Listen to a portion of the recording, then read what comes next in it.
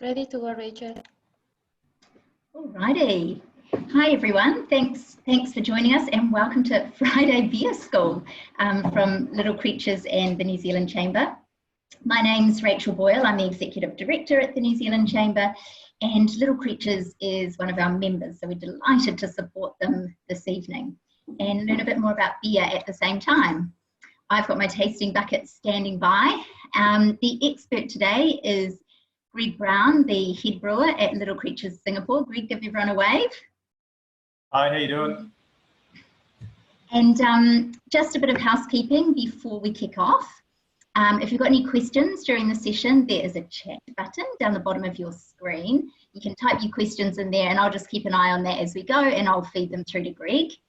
But also please be aware we're on a Zoom meeting, everyone can see you. So if you don't want to be seen or if there's a time where it's probably best we don't see you, just turn your camera off.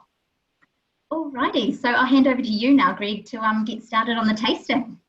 Oh, that's great. Thank you very much, Rachel, and thanks very much to everyone for joining for today. I hope you find this a bit of an informative session as well as a tasty session. I've got a huge love for beer, so I'm glad that you guys are all here to join me for it as well. So thank you.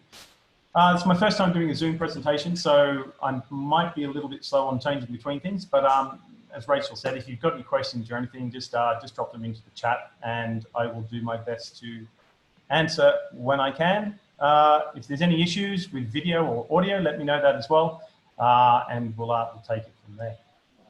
Okay, so I'll load up the presentation. It will pop up and replace me, I think. Not sure how that works. Is that right? Anyway, we'll crack on. Thanks. Alrighty.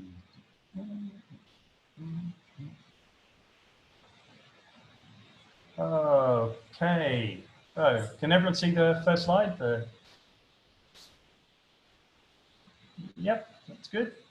Okay, cool. So welcome, I'm Greg from Little Creatures. We've been here in Singapore for a little while. We have a little brew house down on bottom end of Club Street. You probably know who we are and you've probably been down, so thank you very much for making us welcome here in Singapore. It's been a great privilege and opportunity to open up here and then start brewing some fresh craft beers for the lovely people of Singapore.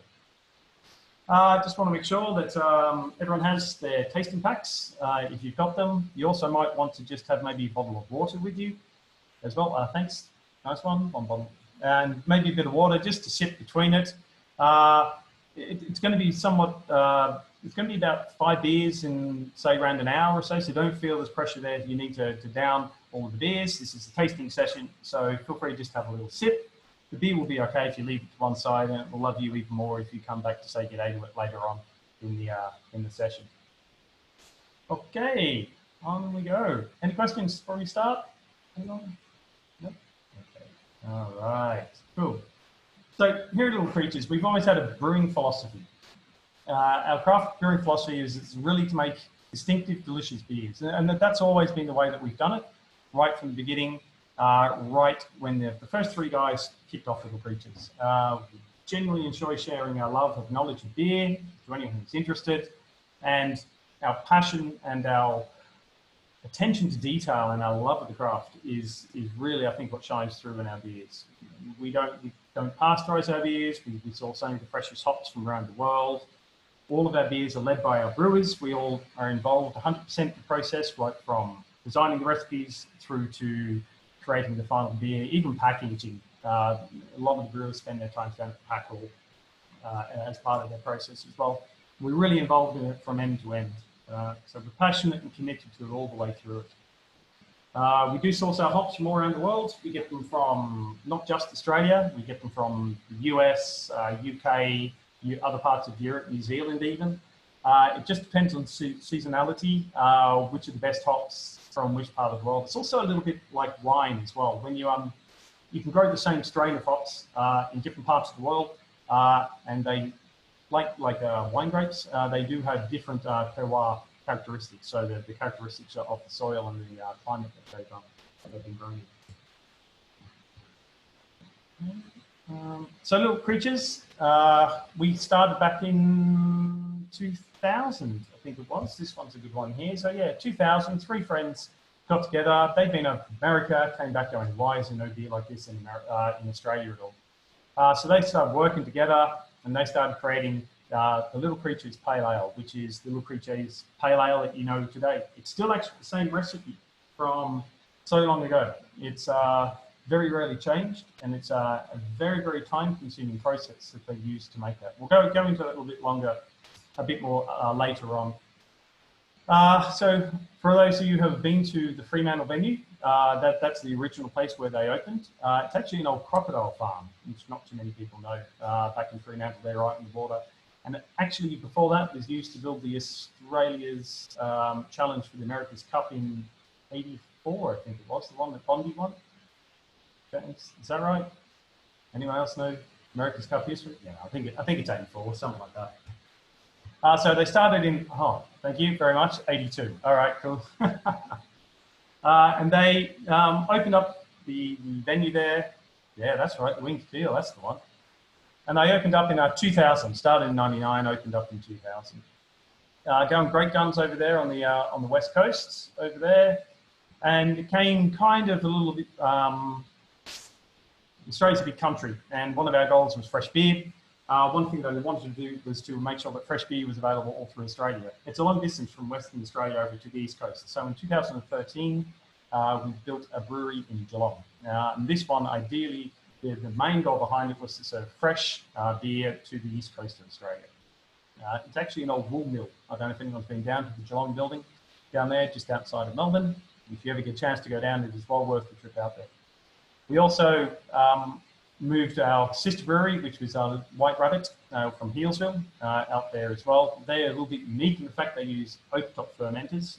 So if you, once again, you go down to the Geelong site, you see it, they actually have positive pressure rooms that the fermenters kept in. And now they do a lot more experimental stuff. So you're getting a lot of barrel aging, a lot of sours, etc. going on there from the White Rabbit. But it's on the site of the Geelong site anyway. Then after that, 2016 is when Creatures opened up in Hong Kong, little brew pub there. And then 2018, we opened up here in Singapore. And then in 2019, we opened up in Auckland, in New Zealand, Regent's Canal in London. And yes, and we opened up in San Francisco as well. And a tap room in Taipei, in Taiwan as well. So the idea of these was that we get the core ranges that are available to our fan base, but also the idea of the small little brew pubs is to brew something a little bit more unique, a little bit experimental as well. And once again, if you've been down to the venue here in Singapore, you know what that looks like with the different brews, always different brews on tap. That's pretty much it. So I have some photos here. There's just a couple of photos of the venues, really. The top one is Singapore. The next one across to the right, that's Hong Kong. Then we have London. Bottom left is Geelong. And then you have the Great Hall in Fremantle as well.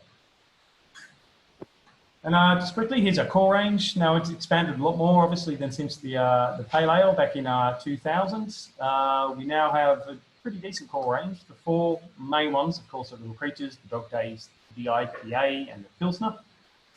And then we also have the XPA, which is one of our new cores, Bright, Rogers, and Pipsqueak, which is actually a cider. We won't be tasting the cider today. Ciders are a different beast. I quite like them, but the process is a little different, so we won't be getting into that today. The main ones, well, not the main ones, the ones we are actually going to be tasting today are Pilsners, the Rogers, the Bright, the Dog Days, and the Pale Ale. So what I'm going to do is we're going to talk about how we make beer, the process of it. Not too technical, a little bit of technicality in there. What I'm actually going to do is we're going to match the beers to kind of a process or an ingredient. That's kind of the connection. You can see what the main influence of that beer is and how it pops up there. Okay, okay, enough of the background, the history, okay, and it's on to how we make beer. Now, we're all a little bit, normally I do this in front of people, so I can't quite see what's going on there with everyone else, but what will happen is I'll play a sound. Everyone heard that? Hear the angels? Yeah, again?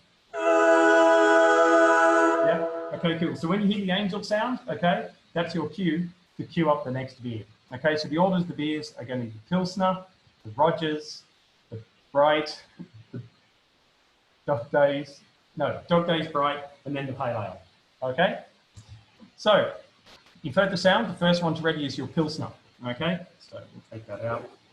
Now, Pilsner is closely associated to the water. So, crack it open and have a little taste to it now.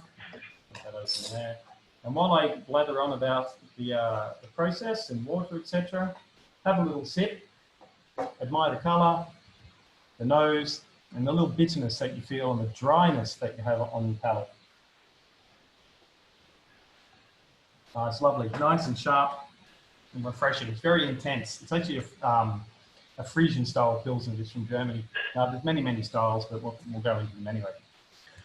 Okay, so once again, as I said, don't feel that you need to drink the whole bottle. You can just take a sip before we move on to the next one. You don't have to drink the whole one, of course. It's you can always circle back again and then enjoy the beer at your leisure afterwards. Okay, so pop your top, get your glass, and let's begin. Okay, any questions so far? Good stuff.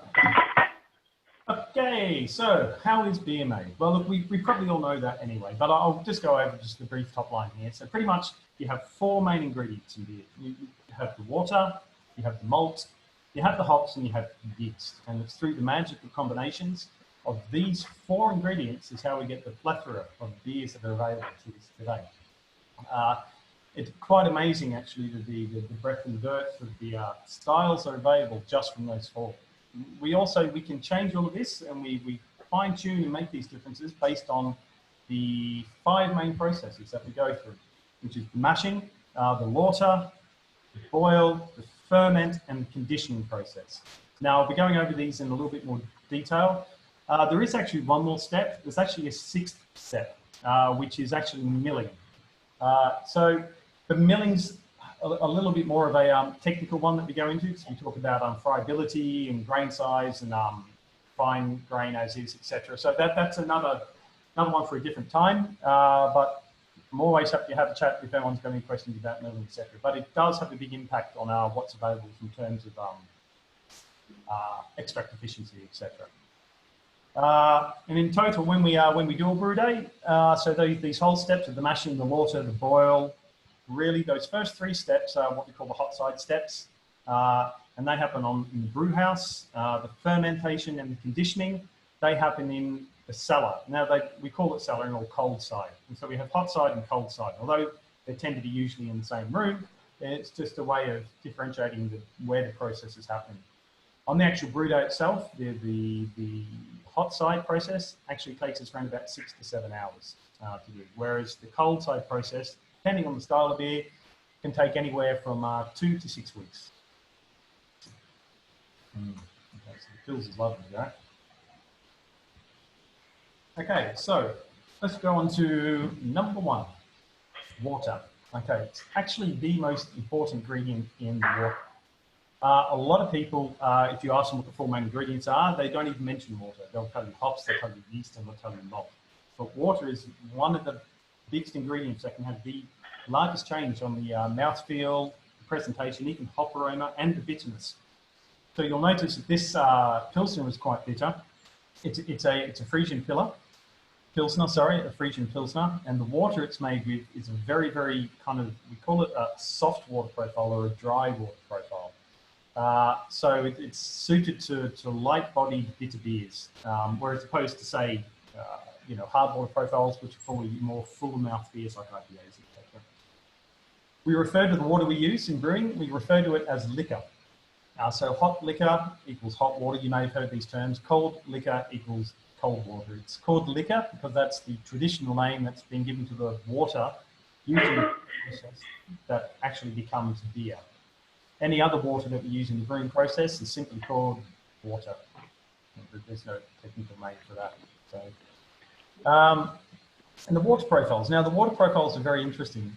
Historically, they developed, they originated just because of where they were at the time. So, the Pilsner style from Pilsen in the Czech Republic. Burton-on-Trent, you may have heard if you're a beer aficionado, for its harder water styles.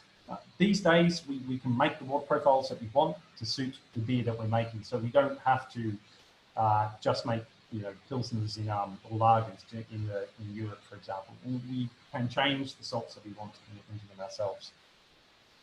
So the characteristics of a soft water beer is that it's very low in mineral content, and it's suitable for light-bodied beers such as Pilsner and lagers, whereas your hard water tends to be higher in mineral content, so suitable for more hoppy beers, pale ale, IPA. And then you have a Thames Dublin style, which, the most famous example of that is probably your Guinness, your dark porters and your stouts, etc. What they do at the Freo and Geelong breweries is actually use a process called reverse osmosis. You're probably familiar with that. It takes the water, strips everything out of it, minerals, salts, etc., and it gives you just the base water, which you can then build up your salt additions to.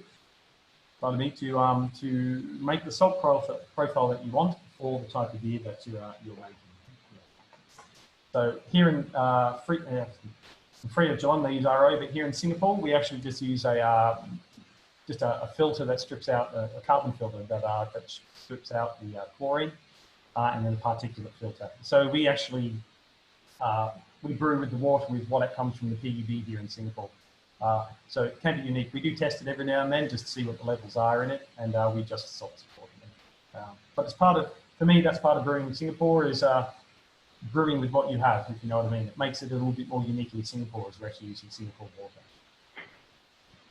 So yeah, so the salt additions, as I mentioned, they can be precisely controlled with different ratios.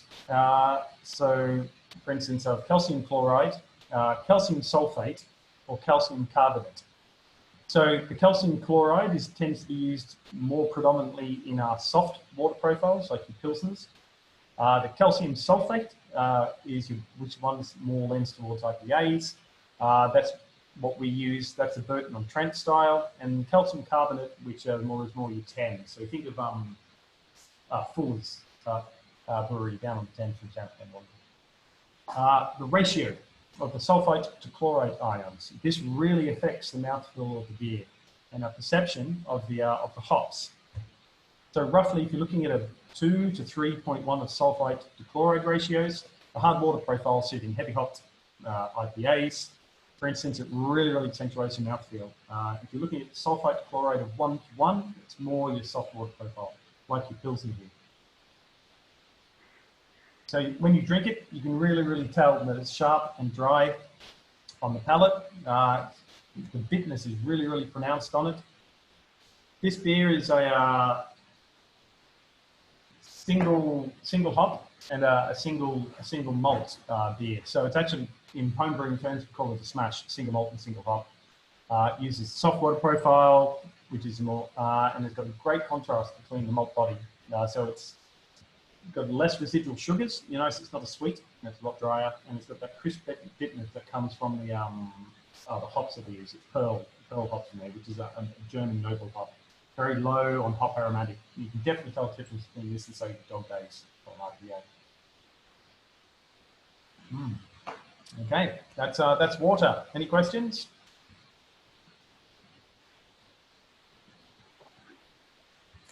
No? Okay, cool, brilliant. We will move on to malt. So, did I hear the sounds? Oh dear, it's time for beer number 2. Beer number 2 is Rogers. So, if you finish Pilsner, good stuff. Okay, it's on to the Rogers. So Rogers, now you'll notice Rogers, although the bottle of the beer looks all the same in the bottles, when you pour it, there's obviously a distinct colour difference between the two beers. This one's got a lovely honey, toffee, caramel type colour to it. And this is down to the malts. Beautiful aroma, sweet, honey, delicious. Okay, so malt. Malt is very important. Malt is where we get our sugar from. Okay, and the sugar is what the yeast eats, which gives us all the lovely alcohol and carbonation in our finished product. It also gets leftover sugars in the beer, because Yeast doesn't eat all the sugars. So depending on the way that we mash it and the way that we mill it, that we can leave residual sugars in the beer that also add body and flavour, etc. to the beer as well. So primarily the grain used in malting is barley. But we can also use wheat and we can also use rye. Rye does have a bit of a peppery, spicy type of note to it. You'll know it if you drink a rye beer. It's definitely prominent. It's like licking a cinnamon stick sometimes. Whereas the wheat is very good for head retention and for body. You find wheat a lot more in, say, German Hefeweizens or Belgian wheats, for example. They've got that very viscousy type feel to it. But primarily, it really is just barley. And that undergoes a malting process, which happens before the supply to the brewery. And this prepares the grain for use. So the brewer can have sufficient extract or sugar from the yeast. So it kind of starts germination, which starts the enzymic process happening in the grain. Then we kind of snap that off, and then we have access to the starch kind of contained in it. So the steps are steeping, where they hydrate it, then it germinates, which is begins the growth from the seed, activating the enzymes required to break down the starch inside in the brew house. It's then kilned, okay, which halts the germination. So we it's smoked at a temperature, and it stops the stalk from growing. And what that does is prepares it. Now you'll notice the color of the Rogers is a lovely kind of caramel color. Usually base malts have a color of about 3. This uses crystal malts, which are up around about, yeah, it's a good second beer, right? Yeah, which are up around about, I don't know, anywhere from 50 to say 100, okay? And you can use varying amounts of them to change the color as you want. So, yeah. And the colors are done through roasting. So they either pretty much just like leaving it longer on the hob, pretty much. So you lightly toast it or you lightly toast it. And you go anywhere from very light to extremely dark, like almost black. You can get black malts.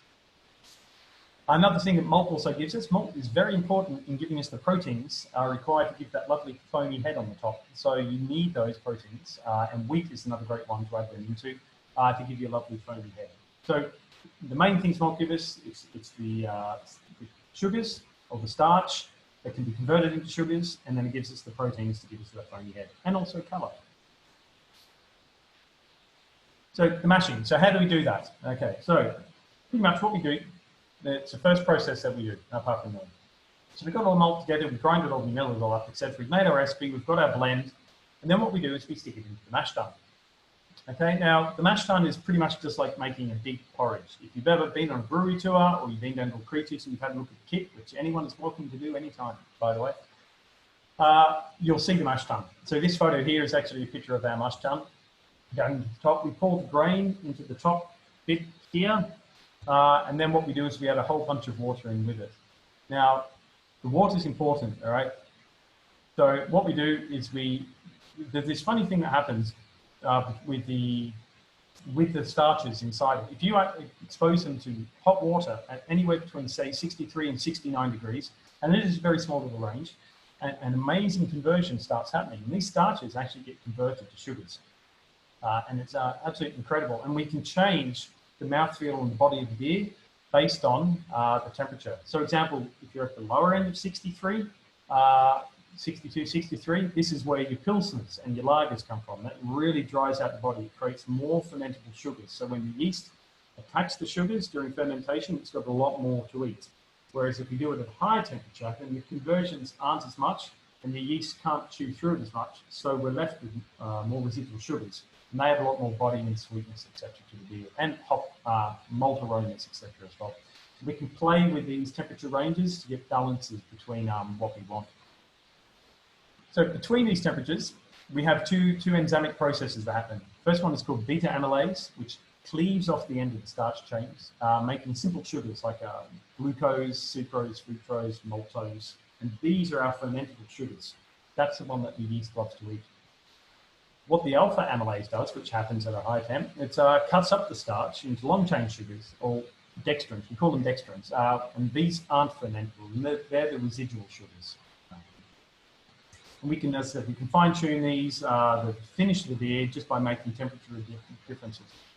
And it's quite amazing that even 1 or 2 degrees of temperature difference in your mash really can make a difference to the attenuation range of the yeast and also to the mouthfeel of the beer. It's really quite amazing. So in general, the lower the mash temperature, the drier the beer. The higher the mash temperature, the fuller and the sweeter the beer is. That's basically it in a nutshell. Mashing also allows the colour of the grain to be extracted into a sugary liquid. So this is where we can add in different types of longer kiln grain, like we see in the Rogers here, to add colour, etc., to the wort. Oh, and wort, yes, of course. So I mentioned wort. Wort is what we are left with the sweet liquid that has happened after the conversion. Usually we mash for about 60 minutes, depends on the type of beer. And during the 60-minute, that conversion process happens over there, and we're left with this lovely sweet wort that's ready for our boil. So moving on to the Rogers, if you've got some left, top up your glass. This is an interesting beer. It's a hybrid ale. It's a British base, but uses American hops.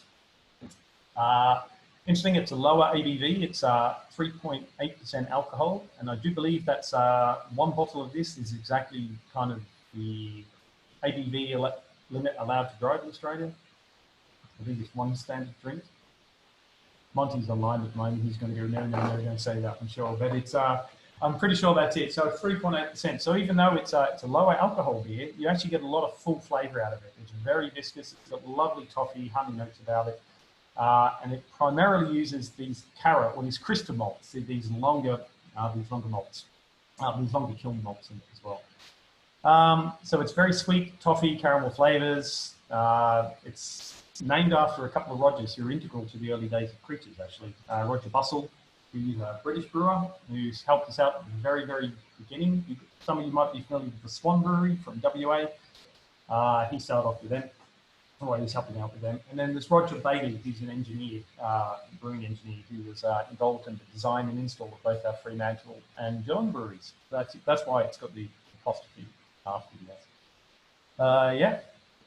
So it's a lovely malt. It also uses a little bit of Vienna, which is a nice base malt as well. It's got this lovely biscuity type of aromatic to it and flavour to it. So normally you don't get this type of lower ABV in darker beers, but it's a nice little balance this one. So, any thoughts on it? It's tasty. It's lovely. When Roger's on form, I reckon it's got to be my favourite Creatures beer. I absolutely love it.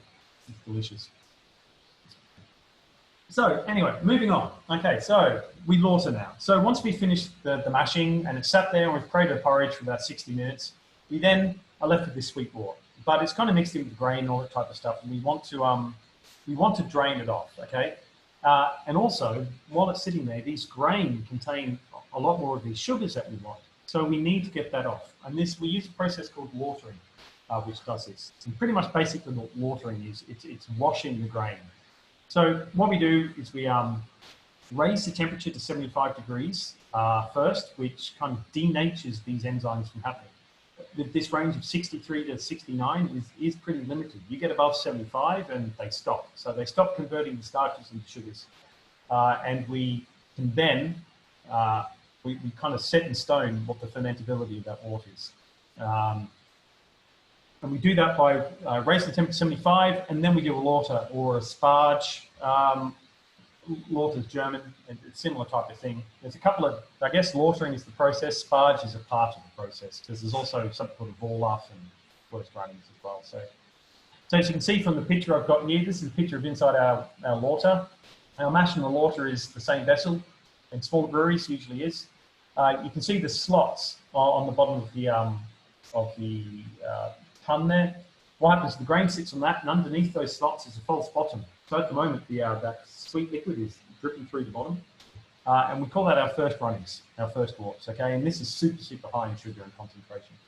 But it's a little bit hazy. So what we do first is we do a process called a Vorlauf, which is a recirculation process. So pretty much we suck it from underneath, and then we pop it back on top. And then we use the grain bed as a natural filter, and it goes down, and then we suck it back up top. And what it does, it compacts the grain bed a little bit, so we get a little bit of finer compaction there, and it filters through, and we put it back up on top, and it filters again. And what it does, it's that process is called vorlafing. That process of filtering is actually called a vorlaf, where you're recirculating the wort on top of the grain bed and filtering it back through. So we do that for about 10 to 15 minutes until we get a clarity on the wort. We also need to maintain what we call the hydrostatic balance between the two. If you have too much liquid on top, or we suck it too quickly from underneath, we get this pressure imbalance, which can compact the bed too much. So it's this fine art between balancing how much you're running off to how much you're putting on top. And that changes depending on the type of malt that you're using. Wheat tends to stick a bit more. You may have heard the term stuck mush and all that. And so, yeah, so pretty much we do that from 10 to 15 minutes. Ideally, it should be bright after that. Okay, and then once we've done that, we've got the clarity that we want. We then switch a couple of valves over and we run it off to the kettle, ready for the boil. Now, as we're doing that, of course, there's a little bit more water that's needed. So say if we you mash at a ratio of, say, for every kilogram of grain, you mash with about 2.7 to 3 litres of water. Okay, now we're doing 600 litres in our boil, which is what we do, for instance, at Creatures Singapore. Then we need to add more water on top, and that's called disparage, which is part of the watering process. So what we do is we heat that water up to 75 degrees, and then we gently spray it on top. And there's, inside this mash tun, there's spray balls, which are washed down on top of that grain bed. And we control the flow of that water, the sucking to the pump, pulling it through underneath. So we keep this hydrostatic balance between the two. And we just keep on dribbling this down. And we do it very gently with spray balls, so we don't want to disturb the top of the grain, and we don't want to create any channels or anything going down through it as well.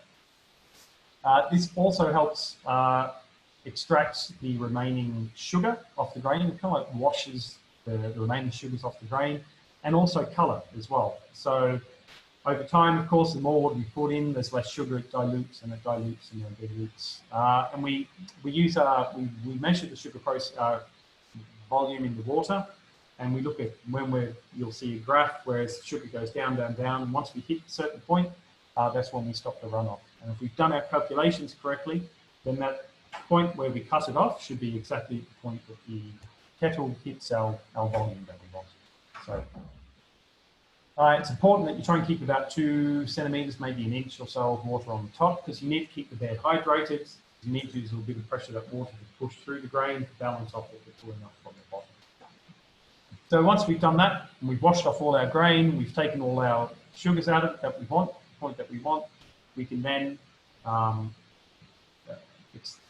get rid of the grain. The grain is spent, it's spent grain, and that can be used for animal feed or making dog biscuits or fertilizer on trees, etc. Oh, there was another sound. Time for another beer. Now, I was talking about bright wort. Now, clear wort is something that is kind of like the Holy Grail. Someone else mentioned before, like a brine, but yeah. So bright ale. So bright ale is a very clear beer that we use, and it's something that's really kind of, it's like a gateway beer in a way. It's a very clear and bright beer. It's very balanced in the amount of hops and the malt that it uses. You won't find it too overpowering. Gateway beers are beers that are kind of used for people who like lager, but are curious. They're craft curious, and they're a great introduction. So if you have a little pour of this one, you have a little taste. First, smell that nose. Now you'll notice there's just a hint of maybe some honey, hint of a little bit of waft of floral notes coming off that. And then you take a drink and you go, yeah, look, it's a little bit like a lager, but there's something else lurking there, right? And you go back for a second sip, and then a third sip, and then you cook, and that's it. So that's the idea of these. Is they're meant to be gateways. They're light, refreshing. They're kind of like a lager, but without bitterness, but with a little bit of pale ale hoppiness and flavour to them. But they're not there to scare anyone off. They're very balanced, subtle malts, a little bit of fruity hop aroma, and just that gentle bit of bitterness, which you're probably used to if you're drinking 4.5% lager, right? And this is actually 4.5% as well. So it's you know, it's kind of banging there on the ABV. But just a nice little kind of gateway beer. So if you've got your mates out there and your craft beer aficionados, and they want to try, stick them in the direction of a golden, and try Creature's Golden first, because it's a cracking one. I'm not just biased because I work with them. Creatures is my conversion beer back in the day, and I've loved them. They've always been great beers. So it's although I work there, it's an unbiased thing. I think it's a cracking variety. It's very, very tasty, refreshing. Particularly here in Singapore, right? It's very hot and humid, and you just want something light and crush it with. This and the Pilsner are good to do. So it's an interesting hop that they use on this one. It's they do use different types. There's well, it's got a little bit of a complex in this that uses Pacifica from New Zealand, which is an interesting little hop that they use. The main one is actually the Liberty, which gives it the bittering, the light bittering that they do in it. It's, right, yeah, very, very floral, right? Aaron. It's got that lovely honey top. And yes, it's a wonderful New Zealand hop in there, James. Yeah, very good. Yeah. It's a lot of people's favourite, actually, there, Tano. It's a very good, approachable beer. Well, who knows? We can't divulge all the secrets, mate. It's, you know. Tell you what, if you want to try a good Citra one, coming up in about 4 or 5 weeks' time, we're actually going to have a dry hops Citra lager. Well, dry hop, yeah, I'll call it lager. Yeah, Citra dry hop lager on tap, freshly brewed here in Singapore. So that'll be one to look out for. 100% Citra. It's a smash beer as well. So if you like your Citra, which I do, it's a great one to try. Come down and try that out in about 5 weeks, because of course we'll all be allowed out of the house by then. Yeah. Nice one, Alex. Good stuff, mate. Yeah, it's a good one to bring you into it, isn't it? It's really, really good, yeah. So, your nose is a bit lighter in body too, whereas pale ales and IPAs tend to be a little bit fuller and fatter. That can put people off as well. They're not used to it. So, yeah. So anyway, so enjoy this one. We're now going to move on to a different ingredient, hops. So we used our water so far, we've used our malt so far, then we've moved on to the milling process, we've moved on to the mashing process. We've got our sweet wort, we've malted it out, we've got our wort into the kettle, okay? Now, it's time to talk about the other ingredients, hops, okay? Hops and yeast. So we're moving on through the process now. Okay, so hops are very, very important. Everyone knows hops, okay? All right, hops are the things that kind of made modern beers what they are today, your pale ales, your IPAs, etc. So if you've ever drunk something from Stone, whatever, you know that they do blast yourself on the taste buds with bitterness and with aromatics and flavour, etc. It's very delicate how you use hops. They can either be used just to whitewash your tongue, or you can actually have this beautiful delicate balance between them. Our head brewer, Russ, he's like the hop explorer. He understands the balance between them very, very well, and it's his combinations that he uses are just perfect, I think, and the great balances. But where do they come from? Well, they're actually grown, as you can see from the top photograph up there, that they're actually very, very tall. You can see they're grown on these huge, huge, huge kind of tendrils. They're like a weed in the way that they grow up. They grow on something called vines, not vines. And these contribute to the... Can you grow hops in Singapore? Yes. Look, you can grow hops anywhere, provided you give it the right climate and the right environment to do it in. For instance, I know like Hitachino in Japan actually have their own hop fields that they grow out the back that they use occasionally in their beers. You could grow them in your own backyard if you wanted to. You just have to give them the right climate and love and care to do it. In general, no, we're not in the right climate for it, but you could if you wanted to. Yeah, give it a crack. You probably just find a little bit different characteristics. But that's a good thing. Okay, so hops are important. They add pretty much, if you're having an IPA, everyone knows the flavour and the paf and everything like that, but they also add our bitterness and they also add our flavorness as well.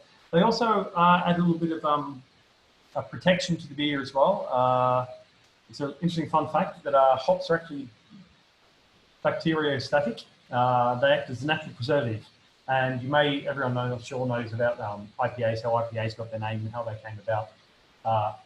Because of the beer trouble between Britain and in India. And hops was one of the main ingredients that they pushed up in there to actually preserve it a little bit more from spoiling on its journey. So hops do act like that. They're interesting, they're a part of the cannabis family as well. So they have that kind of fuzzy numbing effect on you as well, so I'm told. And we kind of have a couple of different places that we can add them. So they're pretty much the use of bittering, aroma, and flavour. We kind of add them at different stages, give different things. So the bittering, but in general, the additions that we use for them are bittering hops are added at the very beginning of the boil. Flavour hops are added in the last 15 to 20 minutes. And then usually your aromatics are added at what we call the whirlpool at the end of boil. There is a fourth stage, which is called dry hopping, which is a little bit more of a dark art. There's not a lot of science around it at the moment of how dry hopping works, and there's a lot of studies and a lot of conjecture about what works at temperatures and duration, etc. So it's really down to a brewery how they do it. The dry hopping is done after fermentation or during fermentation, depending on the style of beer and how you want to do it. But dry hopping is done on the cold side, not the hot side. So in terms of hot side additions, excuse me, we add them for bittering, flavors, and aromatics. So bittering hops, what gives them the bittering? Well, okay, so what gives them the bitterness is something called alpha acids. And these things, if you homebrew at all, you get these things called alpha acids, which are beta acids, which are in the hops. In the AAs percentage, they give us the bitterness. So you tend to find that hops can either be a bittering hop, or they can be an aromatic hop, or they can be a combination of the two. So, for instance, you could use a high AA hop for your bittering, which lowers the amount you have to put in the kettle, but it wouldn't particularly be good for aromatics because that bitterness that would come through too much, you tend to get one or the other in them as well. The thing about hop oils is they're very volatile. They tend to disappear while you boil them. So something you might, for instance, use a lovely aromatic hop like Citra, for instance, in your bittering hops, and that lovely kind of Citra taste that you get, you won't get because it boils off during the process and they're very volatile. That's why, in fact, they isometerize, which is what happens. They kind of the alpha acids become stable inside the beer and they're non-volatile anymore. And this happens at above 86 degrees or higher. So anything that you add above 86 degrees, you are losing the aromatics from the hop. And then it's all about time over duration, exposure over duration.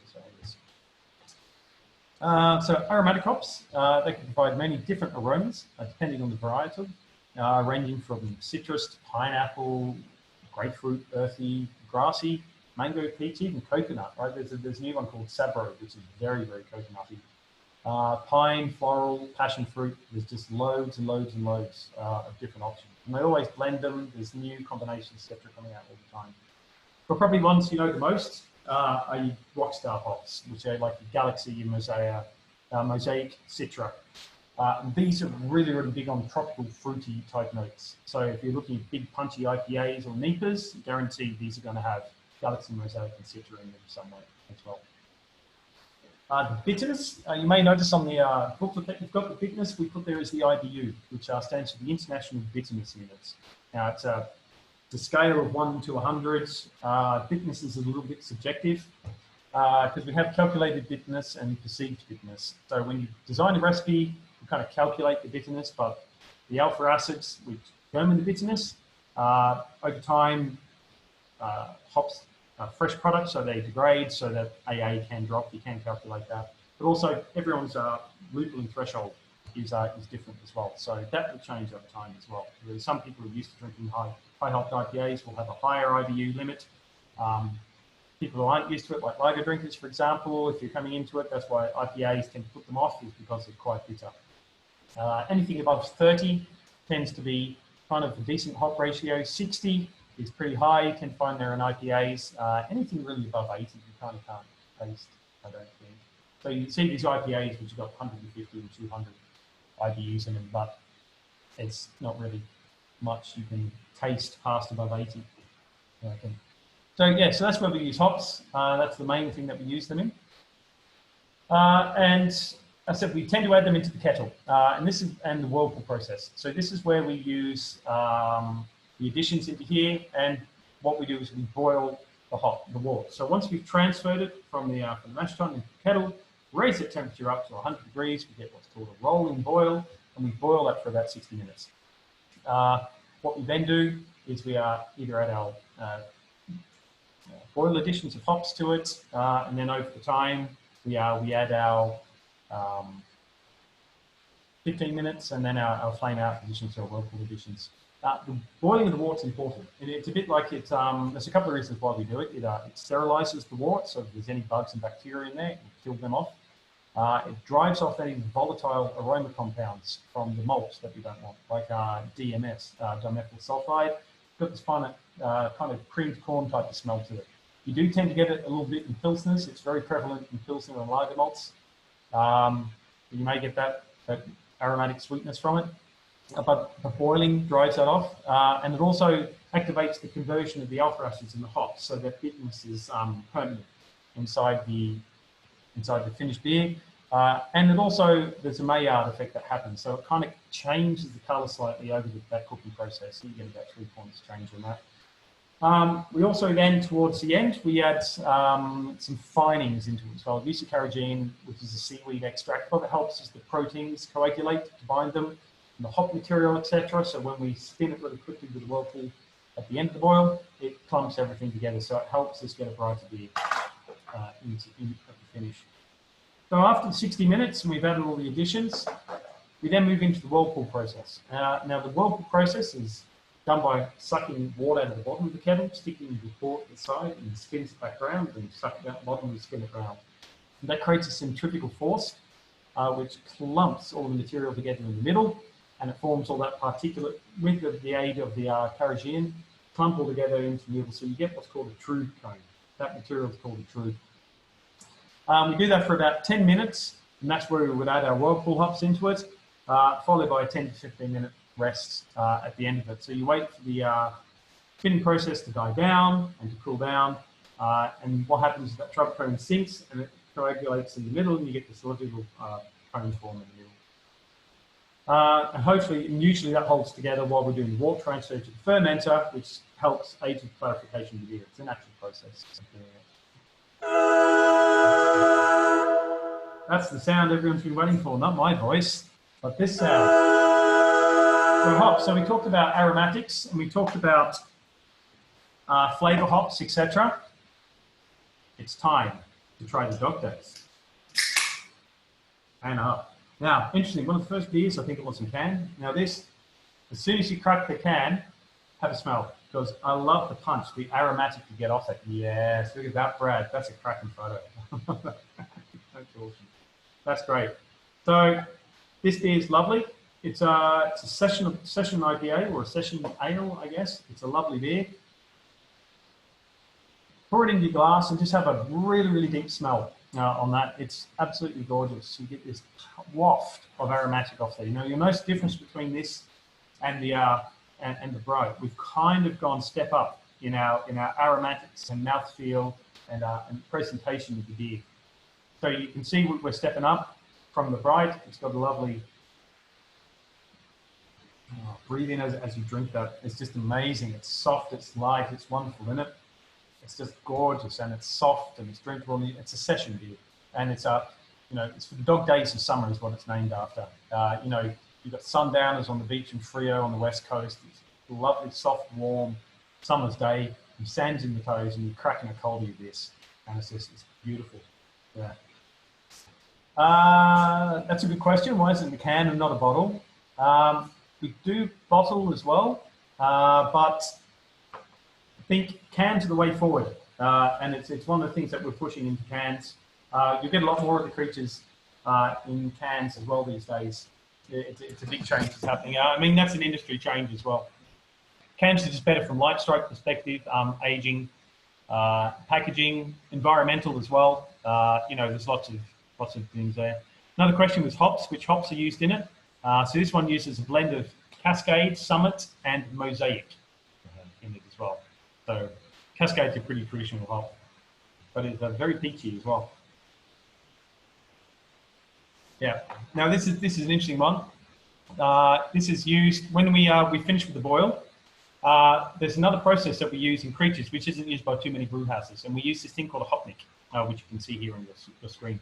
What it is pretty much like a big tea strainer. We put fresh hops into it, and as we're running off the beer from the boil into the fermenter, we kind of wash the beer through this hopnik, and it's stuffed full of the hop cones themselves, not the pellets, but the hop cones. And we gently wash that tea on its way as we're chilling it down. It goes through here hot, and then we stick it back in through the chiller on its way to the fermenter. Yeah. Okay. So hopniks are a little bit unique. We do have one here in Singapore. We use it every now and then. And it's yeah, unique little piece of kit. It's a very labour intensive, but it does give a lovely soft aromatic to it. And they do use it on the dog days, and they use it on the pale as well.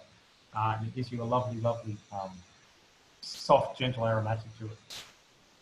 So this is the dog days that we're trying here. When we're talking about aromatics and we're talking about flavour, so you look at the additions for these. The additions for these that are done in the boil are pretty much all late additions. Smaller bit of bittering, really back end whirlpool additions here, and you can really feel the punchiness and the beautiful aroma from it, etc. Okay, so we're at the end of the boil. Okay, so we've boiled it, we've added our hops, we've done a whirlpool, we've got a true cone formed in the middle. Now we're ready, we finished with the hot side, we're ready to run that off to fermentation. So the next stage is we need to chill it. Now, yeast. Now, funny thing about yeast, okay, it's our ingredient number 4. Yeast is the bad boy that does all the work. In fact, it's a live living thing. In fact, these are little creatures that actually do the job for us, and they do the magic of turning our wort that we make as brewers into beer. In fact, that's why we're called little creatures. We're named after the joy that these things bring to us. Fun fact about yeast, right? For every little bit of sugar that you give it, it gives us back 2 bits of ethanol and 2 bits of CO2. I mean, it's amazing. It's a huge return on investment. It also gives us all these wonderful aromatics and flavour, etc. as well into the beer. So if you look at, say, wheat beers, those banana phenolics and clove characteristics are from yeast. Whereas you look at something like an IPA, very clean, very neutral. It's all about the hops in those. So that will use a yeast that really just eats the sugars, gives you the ethanol, and gives you the CO2, but no other real characteristics or flavours.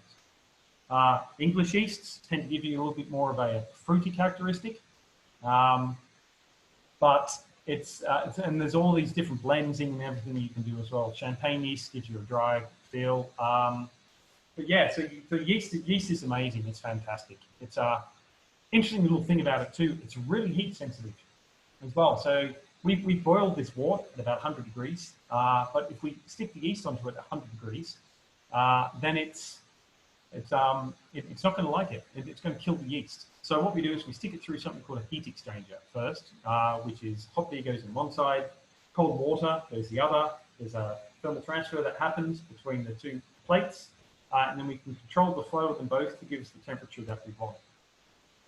Now, in general, now someone's asked a question about Quebec. So I'm just going to put that to one side because it's a different type of yeast. But in general, yeast, there's 2 main strains of yeast. There's lager yeasts and there's ale yeasts. So yeah, lager yeasts tend to love a little fermentation range between, say, 12 to 15 degrees, and they're bottom fermenting, okay? But they produce clean beers with minimal esters, so very little flavour artifacts, and they're perfect for pilsners and lagers. The down thing with them is because the cooler temperature, the fermentation and maturation times are quite long. They can be anywhere up to 3 months, so 12 weeks on these. It's quite impressive how long these can actually stay there for. So we have to chill it down for 12, 13 for lagers, for lager yeast. The other yeast strain that is commonly used is your ale yeast, and this is a little bit different. It prefers a warmer temperature, say 16 to 24, and it's top fermenting, so it ferments and populates down. This tends to have a shorter fermentation and maturation time, say from 7 to 12 days, really in that. But the higher the temperature, the more array of different ester profiles depending on the strain. And as I mentioned, you get banana and cloves from the German Hefeweizens, or spicy bubblegums from wheat beers, Belgian wits, fruit esters from English ales, and so on. Yeah. So that's really it. So we have our lager yeasts and we have our ale yeasts. So whatever we need to do, we need to chill the wort down to that temperature, and then through the heat exchanger, and then pop it into the fermenter. And in the fermenter, we pitch the yeast, we seal it up, and we let that sit for its maturation time. So once we've done that, yeast is then we just leave it to its own devices. We seal it up and we leave it. We don't tend to poke it too much. It doesn't like to be poked. And what it does is it starts multiplying. So we oxygenate it. We put a little bit of air into it because it loves a bit of oxygen. And then starts to multiply, eating all the oxygen. And then once the oxygen's gone, it lowers the pH in the beer, makes it a bit more of a hostile environment. And then it starts spitting out carbon dioxide. And it creates this incredibly hostile environment for bacteria. So it's the alpha thing in there. And then it goes to work and it has a little yeast party. Yay! And then it starts eating all the sugars, etc. And then it creates all the alcohol and it creates all the CO2 for us. Very convenient. So there tends to be two variables when it comes to yeasts. We look at the attenuation. The attenuation is how much of the sugar that the yeast is going to eat from what we give it. So if we give it 100% sugar, how much of that 100% is actually going to eat? And most yeast strains are anywhere from 75 to 80. You can change that amount of sugars, what it can eat, based on, remember, the mash temperature, and also the strain that we use as well. So something like S33, which is a wheat yeast, tends to have the lower attenuation range, whereas something like SO4 or USO5, they have a higher attenuation range, 80 plus, so they can eat a lot more sugars. Barley wines. Yeah, I don't tend to go into barley wines at all at the moment, but definitely we can have a chat about that offline, Eric, for sure. So this fermentation process then goes underway, and this kind of takes 4 to 10 days, depending on the strain and the temperature, etc. that you're doing. Lagers can take a little bit longer, depending if you're doing a step fermentation. They can take anywhere up to 2 weeks. But it's traditionally it's usually about 5 to 7. Professional breweries, you can speed this up. You can make that anywhere from 3 to 5 days as well. We tend to have a 5 to 7 day fermentation range on our beers here in Singapore.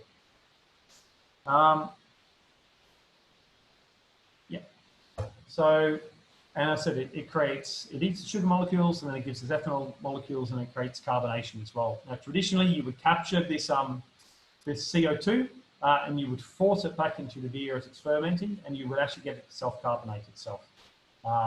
Depending on where you are in the world and taxation regimes, whether you can or cannot do that at all, we can't do that here in Singapore. We have to carbonate it post-fermentation by doing something called forced carbonation, whereas we stick the CO2 back into it. But say homebrewing and stuff, you can definitely capture it and stick that CO2 into it yourself. Another way of carbonating is something called secondary fermentation. So what can happen is once you finish your primary fermentation, you can stick it back into, say, a keg or into a bottle with a little bit more priming sugar and a little bit more yeast, cap it, and then you give it a shake, leave it at fermentation temperature, and then it actually kicks off the secondary fermentation again. And this is a great way to add more characteristics, or if you want to use a different yeast, different characteristics, and also scavenges the oxygen. And it eats up all the oxygen and creates more CO2, etc. in the bottle. And it's called secondary fermentation. Now, pale ale what was the timing? That was amazing. Just as I said the word pale ale, it happened again. Pale ale is one of those beers which benefits from secondary fermentation. So this lovely, lovely beer here is the beer that started it all. Oh, that lovely soft nose. I'm going to have to get a fresh glass. Okay, there we go. So this one is actually secondary fermented. So when we do this beer,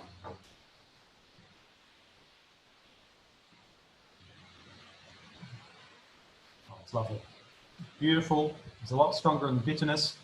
It's got a lovely full mouth, so you can tell that there's been got a lot more residual sugars in it. Lovely hop aroma, stone fruits, apricots on it. It's gorgeous. It's gorgeous. So you can tell that this one has been secondary fermented, and it's what they do with it is they finish the first fermentation and they move to the packaging hall, and then they actually add it onto yeast again, and then they Add a little bit more yeast to it, a bit more primary sugar, cleans it up again, adds a lot more complexity and flavour to the finished beer. And this beer is still made the same way that it was made back in 2000. It's around a 6-week process in total. Now, it's a very unique process, and they care about the craft all the time, whereas most breweries today probably want to turn their beers around in 2 to 3 weeks. We still take the time to take 5 to 6 weeks to finish this beer, and it's still done the same way. It's still the time and the care and the secondary fermentation that's done for it. So this is the pale ale, and this is classic, and this is where it all started. It's lovingly produced with care and attention, plus a lot of patience.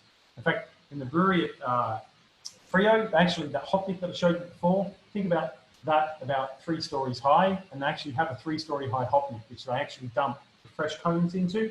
They have this huge long pole, which they actually mash it into as it's being run off to the fermenters. Still very labour intensive, still done the same way. It's fantastic how they do it.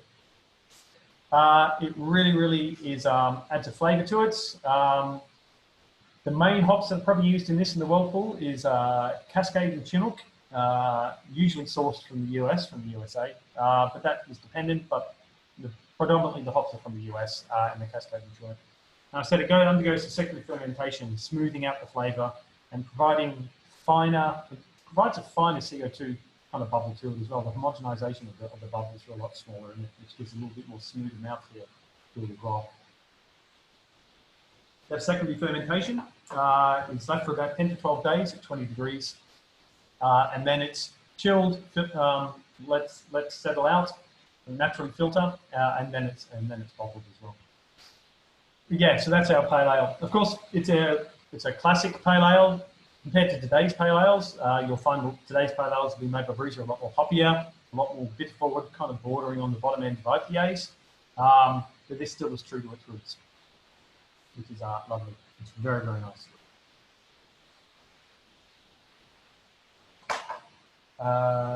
Still batting. Wow, yeah. Still going. Okay, all right. I know I'm running close to time here, so apologies if I'm speaking a little fast, but if you do have any questions, stick them into the chat. It's still going as well. So, okay, so we finished so now we've finished fermentation. The beer has got to the finished sugars that we want, the flavors that we want, the aromatics that we want, and now we need to finish it. So what we do is we tend to chill it. And natural conditioning, and we can either centrifuge it or put it through filtration. Here at Creatures, we don't pasteurize. We don't pasteurize any of our beers. Pasteurization, as you know, is a process that can be done to foodstuff to lengthen its shelf life, but with beers, it destroys the hop aromatics and profiles, and it kind of damages the beer in a way. So we don't do pasteurization at all. And that's one of the things. The craft beer is a live food pretty much. It's a fresh food product. So it's and it's important that the amount of time that we put into creating recipes and creating ingredients and the way it's done, that it ends up that way for the end consumer coming out of the bottle. So once it's done with the fermentation, we can then do a couple of things. Dry hopping is probably the most common one that we do. This is adding hops post fermentation. Because it's done at a cold temperature, there is very little isomerization or soaking up of the alpha acids into it. And this adds a whole new facet of the hop. This adds a lot more character, a lot more aromatic to it. So that waft that you get when you usually smell a glass of IPA, that'll be a dry hop, for example, from it. The hop oils that are also put in also add a slight slipperiness to the mouthfeel. So you can't overdo it. Otherwise, you get a little bit too much sickness to it. The average time it's done is maybe 3 to 4 days, really. And it tends to be done at either 14 or 4 degrees. But once again, dry hopping is a bit of a dark art at the moment. There's a lot of studies and conjecture about the way it's done. A lot of breweries have their own process which works for them. So, but yeah, so that's done as well. We also chill it as well. What happens when you chill the beer is the confections start to change on it, and all the particulate, etc. Heat rises from the outside and falls down through the middle. The way our cones are designed facilitate this rotation method. What happens is all the sediment and all the hops, etc., they settle to the bottom, which we can trube off, and we're left with clear beer. Now you leave any beer long enough, and it will clear up itself. If you look at lagers, the word lager actually means German for store. They don't tend to, the lager yeast don't tend to flocculate too well, which is the settling. But if you leave them for long enough, they will actually settle out. And that's one of the reasons why lagers need to be stored at cold temperatures for a longer time, is to aid in that precipitation of the yeast out of the beer to give you a clear beer. There are other process aids you can use to do that, but we don't do them at Creatures, and it's not the way beer should be made. In my opinion, it's beer wants to be beer. You leave beer long enough, it will give you a cracking drink. So we tend to use natural filtration only, and I said that can take up to 6 weeks with our lager. So with the natural condition and carbonation, the beer is left to mature and to age, and it also assists with the homogenization of the CO2 into the beer. So once it's been moved into these settling tanks, we then will force our CO2 into it and put the carbonation back in. And then over time, as you're letting that sit, it will create smaller bubbles and you get an evenness of the bubbles through the beer. It also helps with the development of flavor. And as I mentioned, the natural filtration as well. And this is where you can really, it's a bit like you have a young wine and then you leave it go a little bit and then you really can have the characteristics and the flavors coming through. Having said that, heavily hopped beers, the hops do tend to age quite quickly. So IPAs tend to be better fresh, certainly within three months or say if they're fresh. They haven't gone through any type of filtration process or centrifuge. So that's the next one I come on to, is the filtration. What you can do is to help clear up your beer or to help prolong the shelf life a little bit without losing aromatics and without increasing the shelf life, you can filter it. So what filtering does is different layers of mesh filters to remove particulate and hop material, etc. from the beer.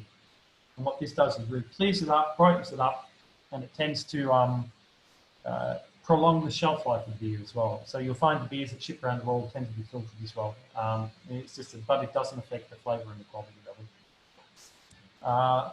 Filters to me come as bags or membranes or diatomaceous earth, which is something that's quite commonly used, although not much anymore. And all three remove particles down to a set size, but depending on the pores that they're using the filters to micron size. If you don't use filtration, then your only option is just to use natural settling. We do it here in Singapore. We use natural settling, and our process takes 2 to 3 weeks to do it. Yep. So in all, our whole, from a turnaround for a beer here in Singapore, it takes about 4 weeks from end to end.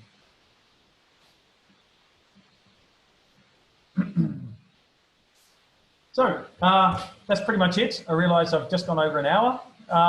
Thank you very much for listening. I hope that's been a very, very informative skip over the basics of brewing, the process that's involved, a little bit of the science behind it for you. You've tasted some delicious beers. There's been some nice tasting notes about it. And now, something I didn't tell you. Dun, dun, dun. There's a quiz. Wow. And you get to win stuff. Okay, now Alex is going to correct me here, but for all you wonderful people who've been listening and are still online, you get a chance to win some socks.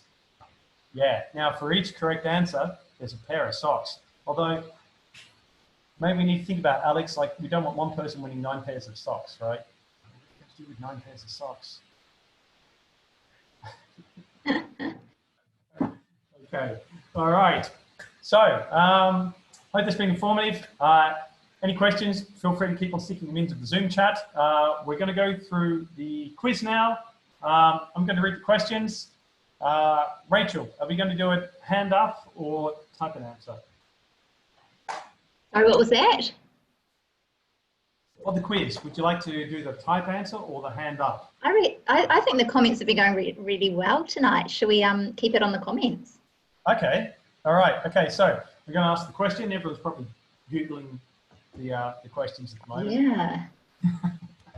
Okay, so we're going to ask the questions, and then I'm going to count 1, 2, 3, and on the count of 3, you type your answer into the chat, and then the first person to get into the chat wins a prize. There's a prize for each question, and there is socks and a couple of free beers, I think, Alex, for each right answer. Alex? Okay. Anyway, okay, so number 1. What would you expect to be the primary salt addition to be for the Pilsner? Caustic. Voila. Aaron, there we go. Wow, look at that. Aaron has answered correctly. Calcium chloride is the first one. It gives us a dry balance and accentuates the dry mouthfeel and the maltiness of it. There we go, and we've confirmed it. It's a table salt. Interesting. But also a couple of beers as well as socks. So well done, Aaron. You're the first winner of socks and beers. This could be a weekly thing, socks and beers quiz. Okay, number 2. Would you expect a beer with a dry finish to have a higher or a lower mash temperature? So if it's a dry finish, number 1, boom, Laura. Oh, well, wait, no, hang on a tick. Sorry, is it, oh, wow. Hang on a tick. Was that before I asked the question, Elizabeth? I don't know if you count to 3. Okay, all right, so it's lower. I'm going to defer to Rachel. Rachel, if you want to choose a winner for that list, but well done. The answer is lower. Okay, number 3. Do the caramel, toffee notes, and Rogers come from the water, the malts, hops, or the yeast? 1, 2, 3. Well, this is a popular one. Yeah, okay, well, they're all right, apart from James with the New Zealand hops. That's really... Okay, it's the malt. Well done. It's from the malt. The caramel toffee notes come from these lovely roasted malts that are used in it. So I think that was Suzanne who got that one. Okay, cool. All right, number 4. What is the purpose of the sparging process? Add egg, extract wort. Yeah.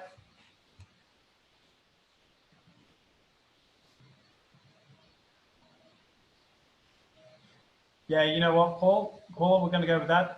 Extract wort. Yeah, it really is to wash it out, to sprinkle. Yeah, so it's the extract wort. So well done there, mate. Yeah, wort and colour. It gets a little bit more colour out of it as well. So it's a little leftover bits and pieces on it from it as well. Okay, number 5. Name the additional benefits of hops in brewing, other than the bittering and aromatics. Oh, boom. Look at that. Who was that? Number 5, Derek. Before this piece up. It was before you asked the question. Yeah. But he got that right. It's, yeah, flavour. The other main thing is bacteriostatic. So well done there. I think it's Derek who actually is the only one who put that actually in there. So that makes it easy. I like that. That's good. Well done, mate. Socks and beer for you. Cool. Okay, number 6. Where are the primary hops in Elsie's Pale Ale sourced from? Which country? No, India. No. Aaron, again, dude, you don't need that many socks, mate.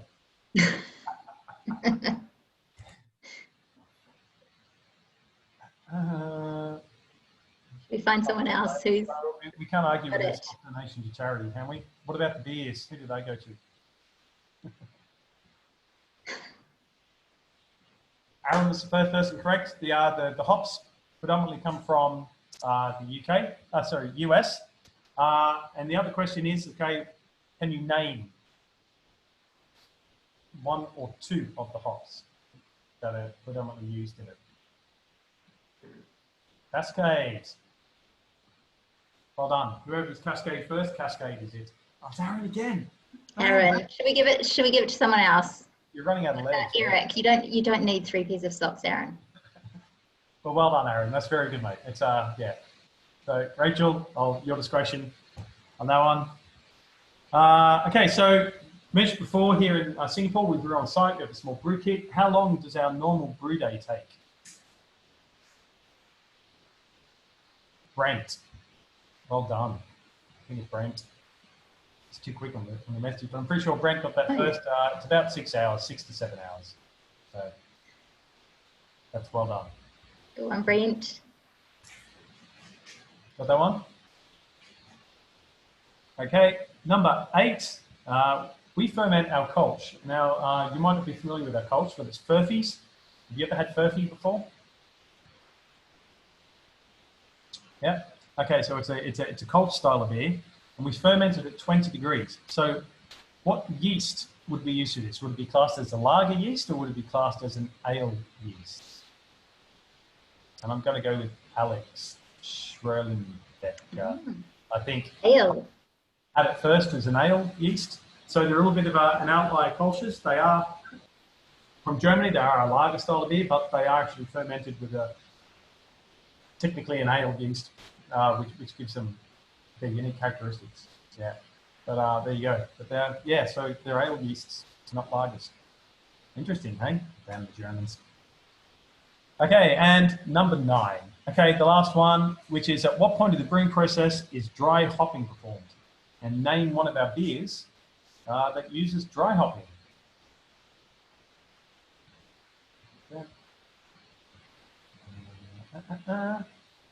I think that's Andrew Rijono.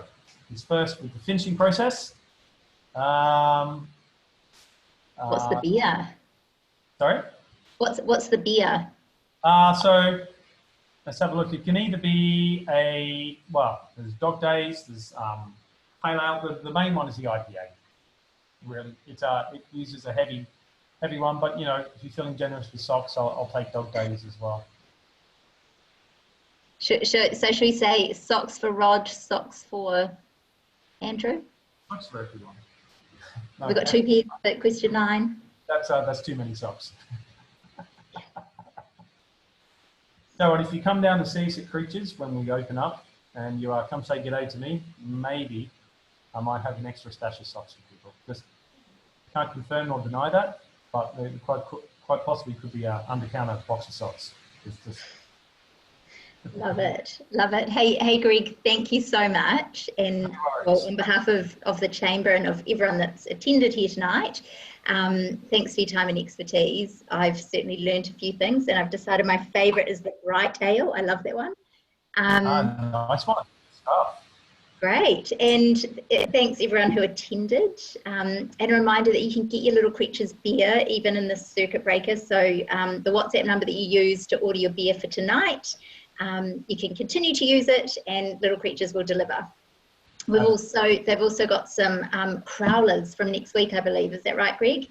Yeah, that's right. So we've got some cool little PET crowlers that are coming now, not the canned ones.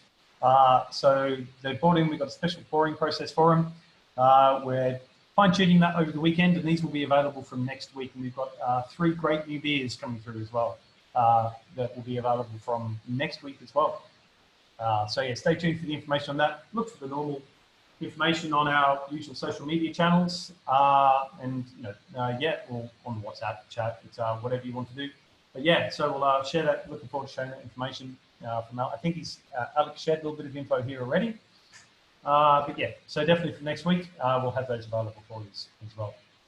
And also, of course, the classics are available in package form like you've had today as well. I want to say thank you very much to everyone who's joined today. I've had fun. I hope you guys have enjoyed it and you've learned something. I'm always about at Creatures when I'm not at home, but, in normal circumstances. Always stick your head into the brewery, say g'day. If there's not something dangerous going on, I'm always happy to show people around, have a chat about beer, talk about beer, have a beer. I love it, and I love to talk about it. I love to share the passion and enthusiasm with everyone. So yeah, pop in. Cool. And for those of you who do want to have a bit more of a chat, Greg's going to stay on for a couple of minutes, and you can ask him all your beer aficionado questions. And otherwise, for everyone here today, the session has been recorded, and we'll send that out so you can do it again if you want to. Thanks, everyone. Thank you very much for your time. Thanks, guys. Have a good weekend. Yeah. Thanks.